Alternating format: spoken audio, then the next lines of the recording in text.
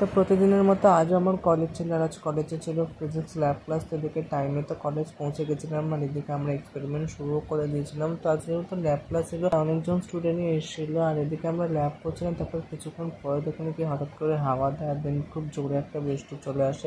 এদিকে বৃষ্টি এত জোরে পড়ছিল যে আমাদের এক্সপেরিমেন্ট পুরো খারাপ হয়ে যায় ঝাপটা। আর এদিকে ল্যাবের অবস্থাটাও তোমরা দেখতে পাচ্ছ যে কি খারাপ হয়ে গেছে, পুরো জলই জল। তো বেশিক্ষণ তো স্যার ল্যাব ক্লাস নিতে পারেনি, ছুটি দিয়ে দিয়েছিল। আর এদিকে বৃষ্টির জন্য আমরা বাড়িও যেতে পারছিলাম না, এদিকে আটকে পড়ে গেছি। আর কলেজের মাঠে প্রায় জল জমে গেছিল, তো অনেকক্ষণই ওয়েট করেছিলাম। তো তারপর বাড়ির দিকে রওনা দিলাম, আর এদিকে রাস্তায় পুরো জলে জল হয়ে গেছে। আজকে 30 মিনিটের রাস্তা, বাড়ি যেতে প্রায় 1 ঘন্টার মতো লেগে গেছিলো। আর তো বিকেল হয়ে গেছিলো প্রায় বাড়ি যেতে যেতে, কারণ 3টের দিকে স্যার ছুটি দিয়েছিল। তো বাড়ি গিয়ে আর কিছু খাইনি, যেহেতু এরকম বৃষ্টি বৃষ্টি ওয়েদার, তাই 1 কাপ চা নিয়ে বসেছিলাম। তো আজকের দিনটা তো এরকমভাবেই কাটলো। দেখা হচ্ছে তোমাদের সাথে পরের একটা মিনি ব্লগে।